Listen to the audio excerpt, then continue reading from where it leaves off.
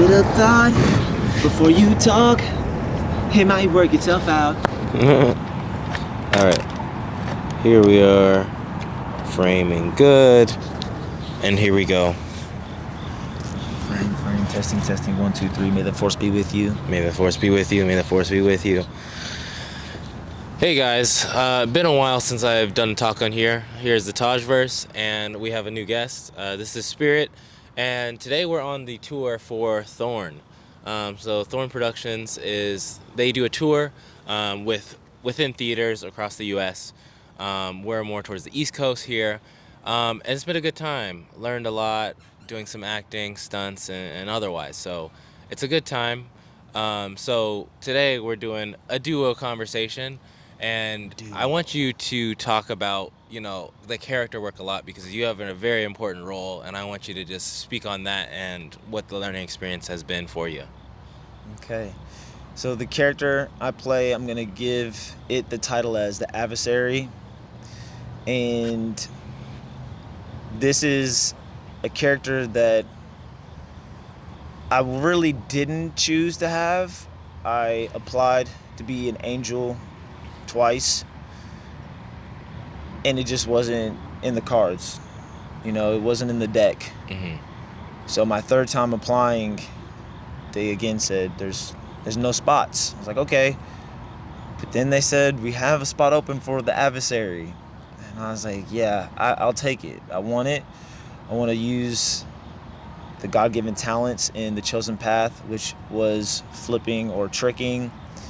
And not soon after I told her that's what I was, she goes, well, we don't have the scenarios for the adversary to flip, but there will be action. And I was like, well, I like action, so I'll really work hard to apply myself. And the audition started with, how do you move on the ground, and how do you move from one place to another? So it kind of made me feel like, okay, that's like parkour. Mm-hmm. or contemporary, getting from one direction to another in a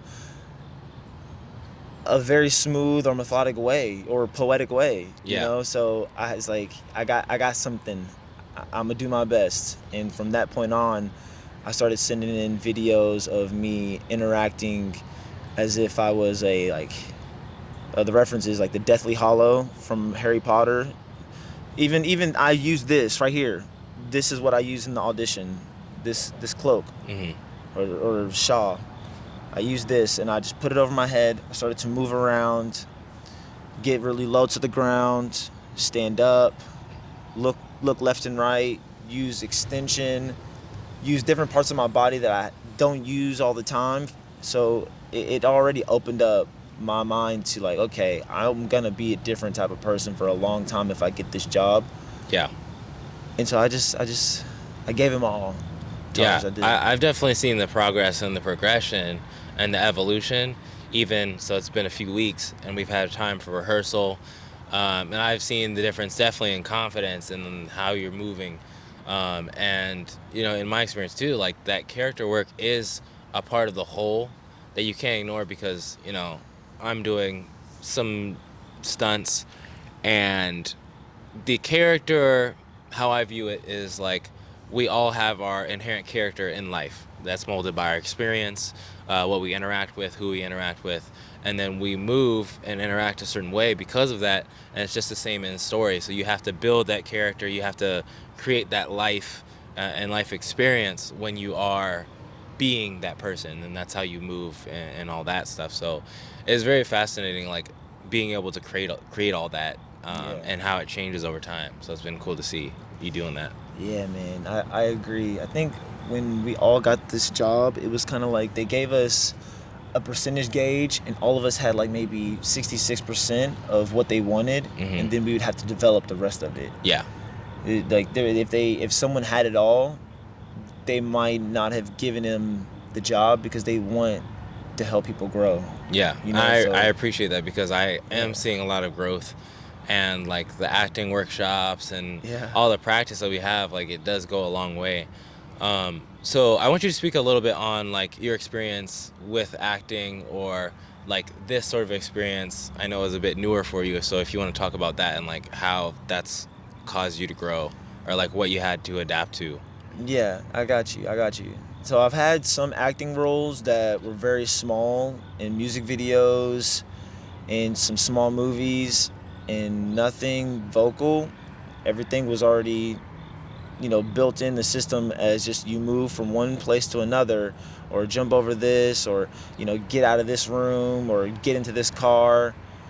And it gave me confidence automatically, knowing like, okay, being in front of a crowd as a model means that that's like a small part of theater. Yeah. You have to have confidence once. It's one go. And if you trip up or you skip out, like, just keep moving, because the people in the crowd are in generally just wanting to see you. Yeah. Their eyes are on you.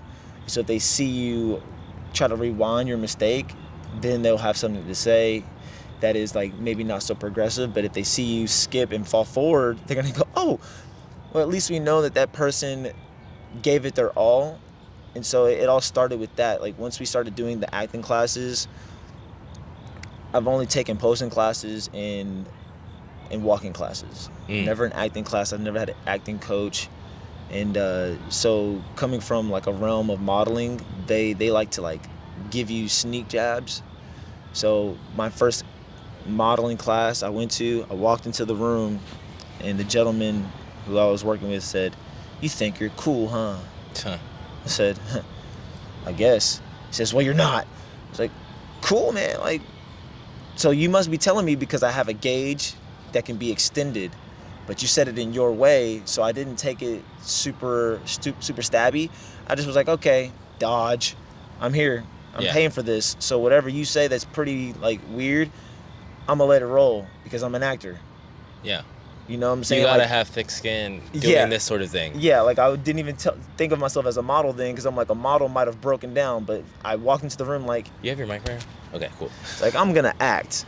I'm not gonna let him stab me like that. So I just acted and I dodged it. And so when we went into Tim's acting class, I was like, well, here we go. I wonder how this man will be with all of us. He was great as a whole. When we were all in there, it was beautiful. The thing that I think I learned quickly with him and with everyone was the amplified realism. Yeah. Right? Like, and how'd I think you feel about that one? It's an interesting thing to wrap your mind around, because acting is just such a weird psychological thing for most people, because you're like, well, I'm pretending to be real, but then what is the pretending? What's the gap between pretend and reality? And it's people overthink it, right? It's like you do all these things, all these actions that you might do in an acting role every day. So it's like, why would you second guess it when you're presenting it to people, right? So it's not that different. So amplified realism, I think, is good because it's something we talked about with Tim's class. And it's like, you do all the actions that are realistic that you would normally do, but the amplified version is like, with a theater, you want people to see those larger movements. So it's essentially the same, you're just dramatizing portions of it. And I think that's a good way to describe it, because it's not like it is fake. It's not really like you are pretending so much. It's just you are turning up the sliders, if you will. Turning up that power level. Yeah. So it's like, oh, the angles are now different from the theater's point, and it's you have to do like a dimension thing. So and if I your think arm went one way, you got to kind of like even present your shoulder with the arm instead of just the arm. Yeah, and I think to different degrees, people already do that. They just don't classify that they do those things. So, for example, is like when you interact with different people in your daily life, is like you are different amounts or versions of yourself with a new interaction with someone. So like with one person, you might be particularly comedic, like you might joke a little more. So it's like you're amping up that side of yourself, but it's but it's like, that doesn't mean that it's not real anymore. You're just bringing one side to be a bit more heightened than usual. So I think that's really just reflected in every day, you know? Yeah, so that's the one thing I do remember the most from our super group classes. Those were so fun. When I got to play that character in the Frankenstein skit, man, I went in, bro. I went in and I was like, I got to give an amplified feeling for myself so I can then give that energy to the crowd. So I gave it like the crooked neck, the bent back, and the different voice. But it was still something that was super new. Even though I knew I could be a goofball, Yeah. I still gave it like a little more because I was like, now I'm an actor and this isn't, like you said, like my normal regular life. Yeah. And so yeah, the real amplified realism was a term I never knew, but I had already been doing it. Yeah. And I think so.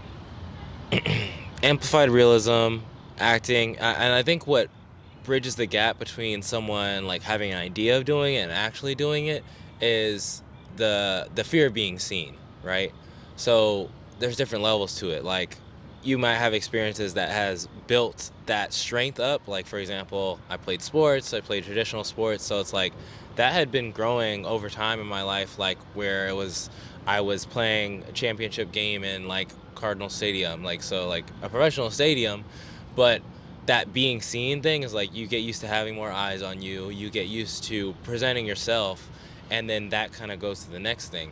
And a lot of people, they just don't like to be looked at, and that's a big hump you have to get over that I think people don't talk about when like getting into acting or performance and all that. And there's like so much that people have to build in themselves to allow themselves to be seen by others.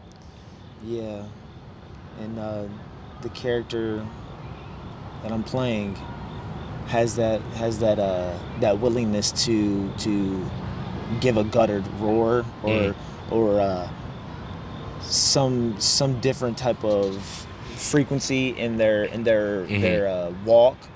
So yeah, if I went on this bridge and I just went, oh, someone would go, he or she needs to go to therapy. Yeah. But once I use that same attribute that I would love to do in front of the real world and I do it on stage, then I'm like, now the crowd's gonna think that I'm acting, but I'm really just pushing something through the character so I can actually release and feel good. But then as soon as I'm off stage, I'm like, whoa, Yeah. I actually got to use a piece of my actual character in my real life for the role. But I know it's okay not to do that. I know it's okay not to keep that with me. I now get to be my gentle self and follow through with what I enjoy, which is being very, very simple, you know? Like when you can be simple and then you can use some type of attribute that all humans get into a character, then it's a beautiful thing because then someone might actually feel it and then they can go, I can do the same thing. Yeah. Maybe I have to find a different outlet. Maybe I don't want the eyes on me, so maybe they just go do it with art. And so instead of doing strokes, they just grab the whole bucket and just throw it all at once. And so like that's that pow instead of that those swooshes where they feel comfortable because they want eyes to see it. And I think the context and setting is important because, you know, I've done self-tapes or submissions and stuff online, and it's like at the beginning it feels very weird and very awkward, and even like having talks like this, but I've just done it. And so that setting where everyone is doing the same, it's like, oh, there's a moment where this flip switches and you're like, oh, this is normal, this can be comfortable. And it's very important in those beginning stages because it's like a lot of people aren't comfortable, like they're like second guessing, like, well, if no one else pushes or amplifies, then maybe I won't. And I think that was a big help, like when we were doing those first rehearsals, because it's like, oh, I'm seeing they can amp up, they can fully embody a character that's like not real in technicality, but and then it just springboards and bounces off of one another. And I feel like that's honestly what's helped me a lot. Yeah, and being a character that is in the spirit realm most of the show is pretty unique because we are trying to give the audience that trust that there is a realm around us at all times, and it's giving us energy whether it's good or bad. And since we are a massive portal full of love, we have to ingest what is coming around and know we don't have to be that. So my character, the adversary, is really just a a balance. It's like show this 12-year-old, show this 86-year-old that they are powerful and other powers are just as powerful and they want to do something for themselves through us. And if you, me, the people in the audience, if we have enough trust that Jesus gave us what we need, which is a good walk, a good talk, a good heartbeat, then the adversary that we see on stage, it really can't affect us. It's there, but it can't affect us because we're stronger. We are stronger. We're already physical. Yeah. It is not physical. It is spiritual. And it's trying to control our physical because that's what Jesus got to be. It got to be God on earth, which was a spiritual love turning into a physical love, and it got to walk around with other humans that are physical. And so the role is beautiful, and the adversary has given us so much trouble, but we have so many solutions, you know. And so being able to act through that, having the one-on-ones with Tim, really, like you said, like it was the one-on-ones. Once I realized the coach was going to give their time for me, and I was willing to put so much of the tears, the actions, the timing, doing it over and over again, reps. Like when you rep things out, it does amplify, right? Yeah. Go back to amplify. It amplifies your trust in yourself, and then you look around and go, this person is really about to tear up because they see me working hard, or they see you working hard, and it makes them feel so good. Yeah. Not just for them, but for everyone, because they're like, okay, I'm building this person up, you know. And so when those classes in the group helped me see, like, okay, we're all here to do a good thing. Then when I had to do the ones by myself, or I got to do the ones by myself, I was like, okay, now this is me in a room by myself, but I'm doing this for everyone that will be on stage with me. So then when I had people starting to come into those sessions with me, and I was like, okay, now it's getting real, because people are coming in early for themselves, because they want to help me, and they want to help Tim, and they want to help the audience see the clear picture. So it all runs around that gauge again. Like, we all got chosen because we had enough percent to give. But then when people started showing up more, that's when I was like, that's why. Yeah, there has to be growth in the role. That's why we're here. And like, I think the perception is that like acting and performance is very cutthroat. It's like, you know, you're either in or you're out. Yeah. And then there's this perception where it's like, well, if you're not in now, then good luck getting in. And I think that's a dangerous idea, because, you know, going back to a few things, it's like, one is the being seen component, and I think being seen failing, or being seen in progress. I think with the way the world is, and social media, and just like how we're positioned now, it's like we don't like to be seen in a place of growth, or a place that's not the end goal, not the full picture.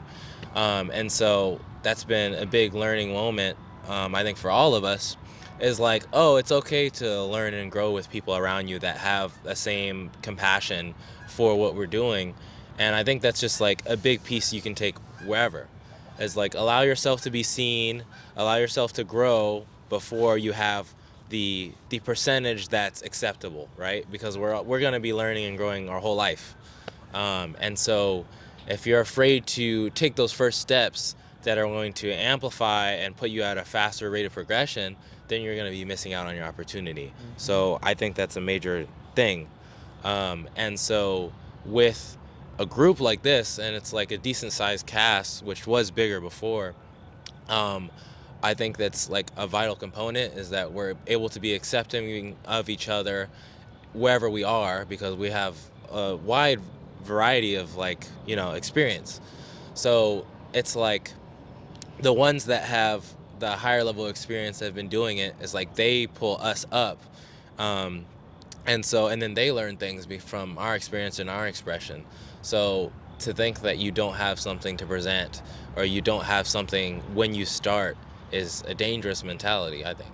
And then what I want to go to next is like, what do you think it did for you to not get the role that you wanted and to get this very opposite side, like through your progression mentally, or like maybe some stuff that you had to internalize and think about that you think was a good opportunity? It starts off with just getting on line and looking at a production and seeing the title Martial Arts Tricker. For me, I was so excited for all trickers to know that they have finally got an outlet to leave their home gym, leave the spring floor behind, and whatever they have, it has to give themselves the ultimate power. Because you, me, Eric, and Jay, we're all on a similar level. You know, like we all know we can dub. We all know we have the potential to get further in many different realms, and we're all in different age ranges, right? Yeah. Like you three are in like the 20 range. I'm Yeah. in the 30 range. Then we have Dante, someone who is a legend. Yeah. And then we have Jonah, who is a young legend, someone that can do things that, like, I'm just like, okay, Yeah. this kid's 18, and so that means he's getting that gift of true power to see what he's made of. And once I didn't get those positions, I had conversations with other ex-angels. Then I had conversations with other ex-adversaries. And then I knew, like, whoa, I don't have to be what I would like to be. Right. Because I have a different purpose to be authentic for the next me. Like, I've been a tricker for so long. And the fact that I do get to do that one cool thing, which is a touchdown rise, I'm like, okay, it's blended already. It's blended. I just have to stay the course and know that I love it for you guys. I love it that there's trickers back home that want to follow in my path and be a performer. And I tell them, like, yo, you're in the same range as some of my boys here. You can do it. You just have to build some of the different processes that a human needs to be here and be professional. Yeah. You know, like, every one of us had enough professionalism to give. That's why we got here. Yeah. And like, we were chosen. And one thing I was talking to you earlier about is, like, sometimes I kind of skip that part. And I think when you're a perfectionist or like you have high standards, it's like you skip over the beat of, like, you were chosen for something. Yeah. Like, you were picked out, and it's just like anything below that seems like less than adequate. When I'm just supposed to win, I'm supposed to get the role, I'm supposed to, like, so you have to, let that that part of it fall away.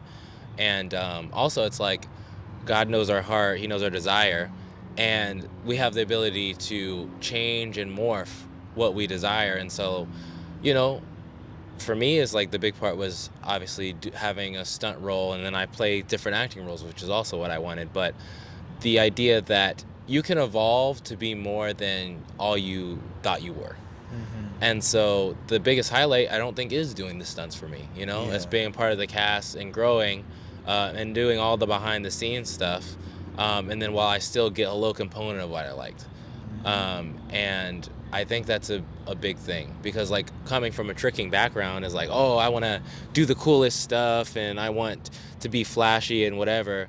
And I think what's more important is, like, having a purpose that goes towards the whole of everyone around you. And so, like, the ego can fall to the wayside, all these different things, like, oh, I only got so many minutes, I only got so many opportunities on stage. But I think when you're purpose oriented, you're oriented towards, growing and fueling the people around you as well as yourself in the long term. It's like, it doesn't matter so much the role you're filling, but knowing that it does fulfill you and progress you to the next level. I feel like that's been a big takeaway for me. Yeah, there's a color wheel, and you're full of color, and when you get into a new color palette, you already know what you have to do. You have to start using them. Yeah. And so you are a tricker But before a tricker, you were a son, a brother, Mm-hmm. a grandson. So we shift roles our whole life. Yeah, you shift roles your whole life, and now that it's under the love that we are under, it's like, okay, now I can amplify it again. We can amplify it, feel super good about it, because we can tell, like, hey, other people are feeling the same thing. Yeah. They're also getting new opportunities to play new colors. And I think like once you have exercised some surrender or openness to a new thing, is like you actually can start to like that thing. Like the thing that you hold on to that you think is the end all be all can just be part of what you do. And so for myself, like tricking was a big thing. I was like, oh, I have to reach this skill level. I was like, I want to be able to compete, at events and gatherings and whatnot. But it's like, okay, it's okay to reroute and gain different skills. So like, from being a tricker, like tricker heavy, tricking everything, I was like, oh, I learned to do acrobatic dunking and like other performance, like dance choreo and like the acting and all that. And it's like, okay, I can enjoy other things, and like there doesn't have to be so much weight, so much pressure on the one. Like you are adaptable if you allow yourself to be. Yeah, they did it for us. They Yeah. really, like, before the titles and before everything, it's just a child choosing to turn upside down and land. And then once we realize we're gonna fall a lot, we build our character up just like dancers, just like any other acrobatic or person that has to leave the ground, whether it's silks, whether it's bungee jumping, anything that you're gonna literally have air or gravity under you, using the physics of your own existence. That's when you know it's like everything else is pretty much like not so scary. Yeah. And then you realize, wait, it's not so scary for the tricker side of me, but it is scary for the human side of me.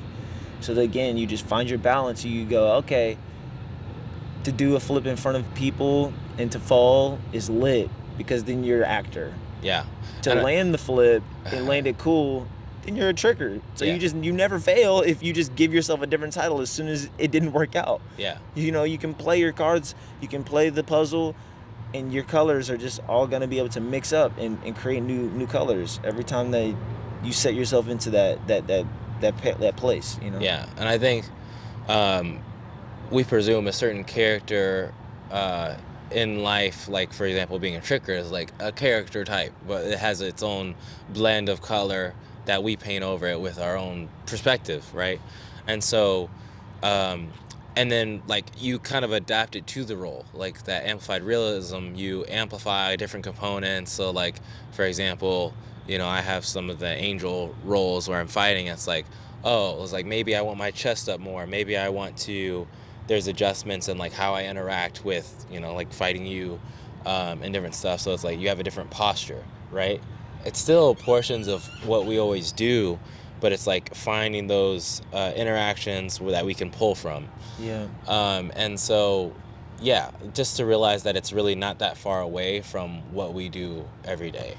Mm-hmm. Yeah, it is a part of you already. So you just have to bring it out. We're solving the Rubik's Cube of ourselves. Yeah. That's a good thing, is being able to see how many ways we can just keep turning and turning and never see the full picture. But that's again a good gift to have, is knowing it's not easy to solve. Yeah. And if we enjoy life and we want a long life, then hey, why solve it so quick? Yeah. Why try to get to that end goal so quick when the stories are fun to have that you messed up or you had to go a different route? And so, like, dude, me and you, we will both land triple cork one day, right? Mm-hmm.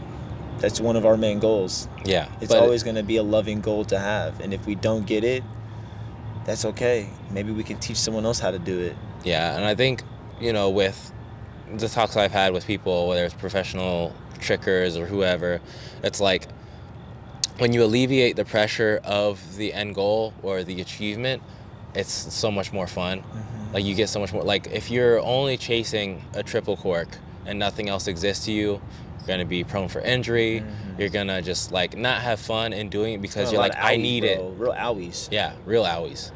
Ankles, toes, all that. Yeah. But you can just enjoy each step of it, and then also the people are there, all those things, um, and also it's like there should be a level of play to it.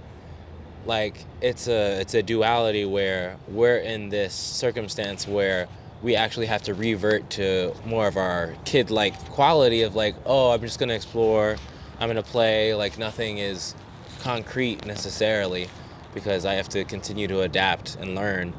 And I think that's a very key component that we lose as we get older, is that sense of play or exploration. And a realization I had a little while back is like, those are usually the people that are more successful, right? Like the ones that disband some rules where they don't think they're accurate, rewrite things, create, like there's a intuitive sense that we step away from. And I think that's when we lose out a lot. Yeah, we won't be so lost now that we're all together and we have all given it our all to be here, and there's so much more to give now Mm-hmm. that there's a massive purpose. And so when I saw the title, I knew that it was for all of us. It was for anybody that ever called themselves a tricker, that they now have a bigger process to give to the world. And I never felt anything but enjoyment. Once I didn't get those situations, I was like, yeah, like that's just not, it's not bad that I don't get that. It's not terrible at all, because again, in my free will, I will trick no matter where I'm at, no Yeah. matter what role I get. I don't have to trick on stage. I don't have to be an angel tricker. I just want to be able to get myself to grow in this world, show my grandmother, show my father and my mother that they created a piece of who I am, what I am.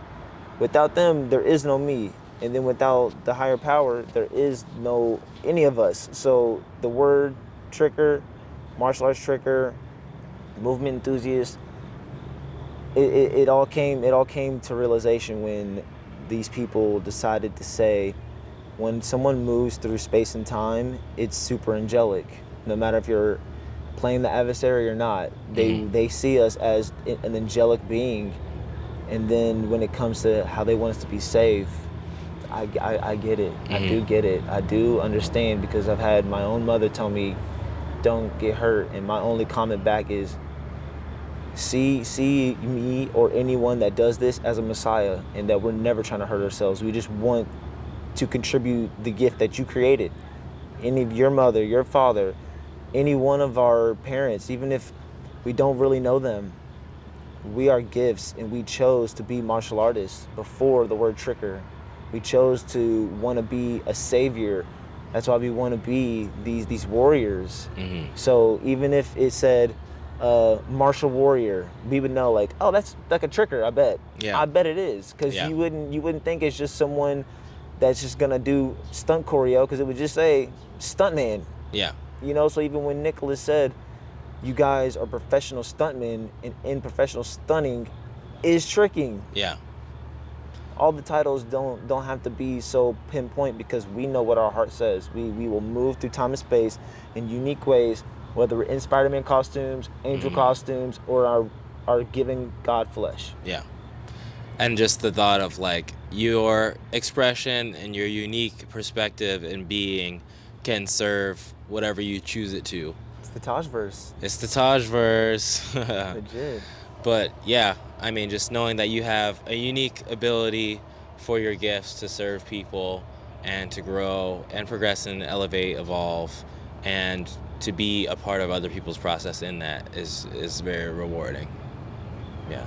Yeah, we're doing it together. Like, literally, like, it would suck to do something alone and to not be seen. So Yeah. think about this really quick. The first tricker, if they never had someone record them, they wouldn't know what they were doing. Yeah. They would see through their own lens, like, I just did something and landed.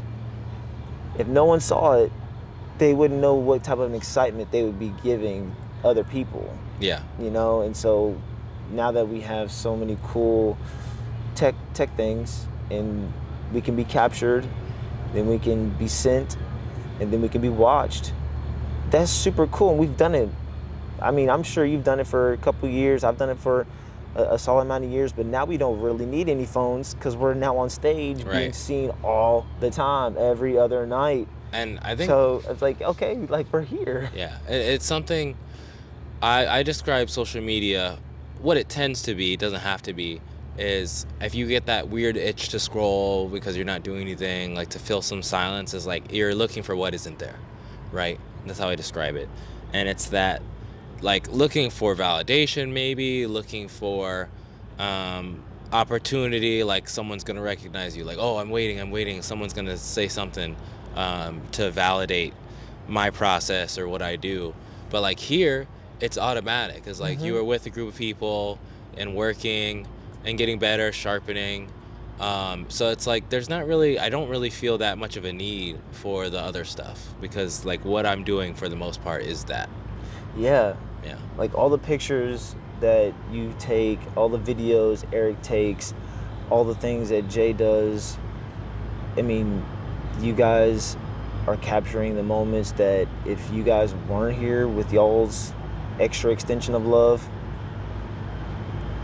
it wouldn't be captured, but it would still go noticed. Yeah. Someone else would just be like, hey, like, you're doing great. But when you take a fun photo or a fun video, it's like, wait a second, I get to watch that over and over and over again, and not by myself, with friends, so I can actually remind myself that I did it, or show someone else that they could do it. And that's why I realized, like, I don't have to be the spirit in your universe that has the camera. You have it. Like, I might be the Spider-Man that doesn't need the camera, because all my friends are giving it, and they have that role. But I would never not want to try. Yeah. You know what I'm saying? Like, I would love to learn from you.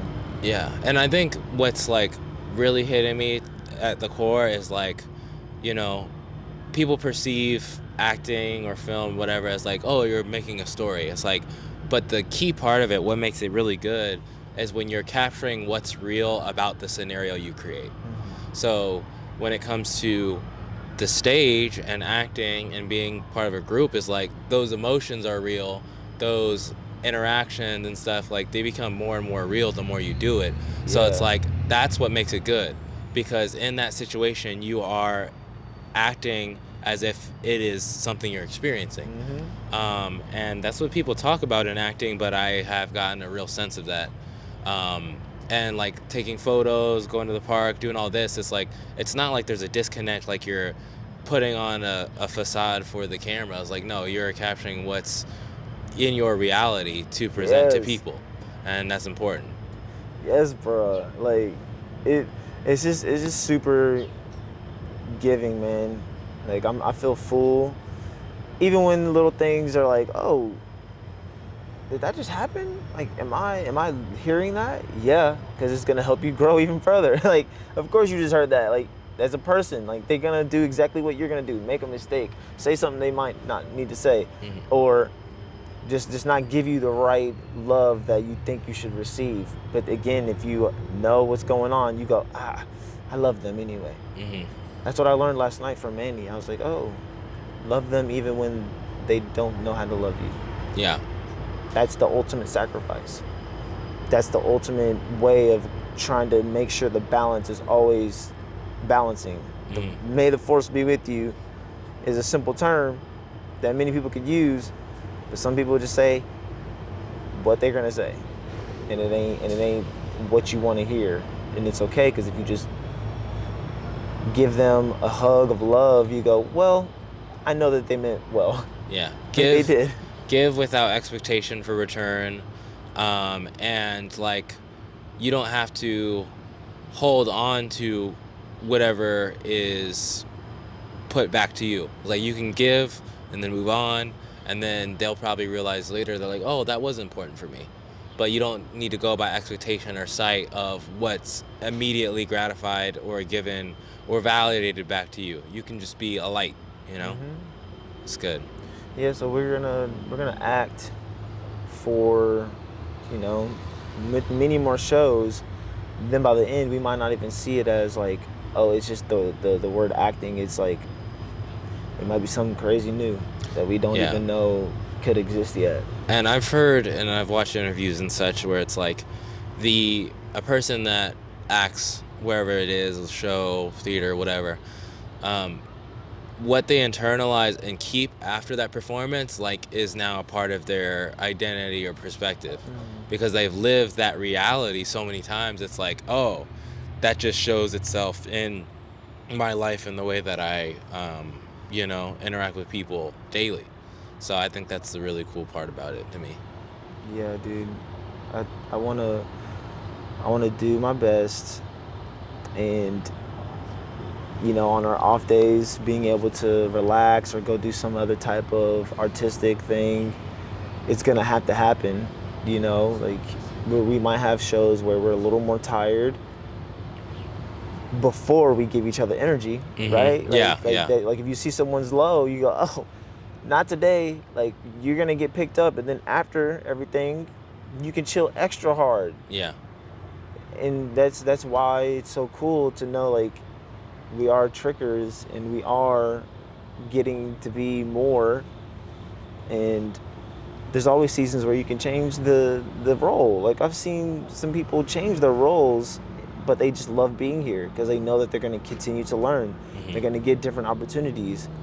I would love to be senior Super Satan, so then I could give a freshman person or a first year person the knowledge that maybe I wasn't getting at first until I asked for extra help. If I could be someone like Michael, where you're a swing, like I wouldn't mind being bald for another 10 years. But someone else is gonna have to be bald one day because I want to grow. Yeah, and I think and I want to be able to show them the actual pinpoints that they can get to, so they can learn and enhance faster. Yeah, and I think that's the greatest gift we can have, is like, once you've learned something, once you've experienced something, that's not just for you to hold on to, it's for you to pass to the next person. Yes, and then we all elevate, we all get better. Miyagi's. And then, once you do that, pass it on, you still always have that with you, but then you can move to the next, and then take that unique experience and transmute it and whatever you need to for that future role. So, yeah. I mean, I wanna be around people to feel alive, and when the adversary wants you alone, it's because they're trying to take you away from love. So on days where I'm like, maybe I should take a walk to think about what I don't need to talk to other people about. But then there's days where it's like, maybe to be alone is to be alone with other people that are also alone. Yeah. And we've had those conversations where all of a sudden we thought we were alone and we drew the same picture.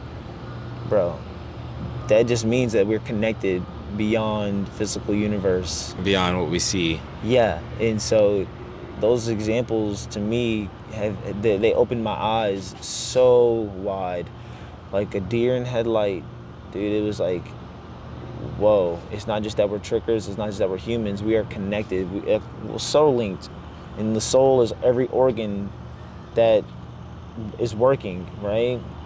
And a lot of things that are real are because we have a body, and because we can experience what could happen if we didn't have everything.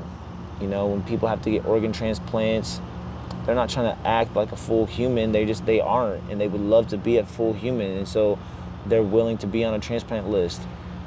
And then if they get the transplant, and then they continue to do what they did to not fix the issue, then that person needs love. They don't need to be alone. They need to be loved, so they can say, hey, like, you got gifted these things. Let's make it work. Let's do something with it. And so, like, their role as a human actor or a human experience, sometimes people have to just love them so that they know that they're a powerful person, right? And so as newly found theater actors, we just need each other. And us having each other is one thing, but if someone doesn't know how to give that love because, like, they're in their own realm trying to figure it out, that's okay. But once we realize it's okay, jump back into the role that you know you don't play well. Tell someone else they did good. Tell someone else, hey, it's okay, but I think maybe you should be over here, and let's go talk to the head person so we can figure it out. Because you're new and I'm new. So I shouldn't just listen to that, and you shouldn't just listen to me. We should go to someone that knows what's going on. Yeah, I would say definitely, when you're overwhelmed with confusion and doubt and isolation, the answer is community and people. Community. That's always the answer. It's always the answer. To have a community. But yeah, I do want to wrap up though, because we gotta go train, because we got that coming up soon. But yeah, I think this was such a beautiful gift to have the water, the stone, the concrete, the nature, the body to body, the heart to heart. It's what we want. It's what we need. Yeah. Yeah. That was good. This has been another episode of the Tajverse featuring Spirit. And we've got a long tour to go. I think I want to do more of these, get some different people on, talk some different experience. And there's a lot to learn. So thank you guys for checking us out. And we'll catch you later. Bye. Peace. See ya. Good job, That was Taj. good. Yes, dude. That was real good. Freaking thirsty, bro. Felt. I'll take that from you. Yeah, that was nice. So you gotta move these back.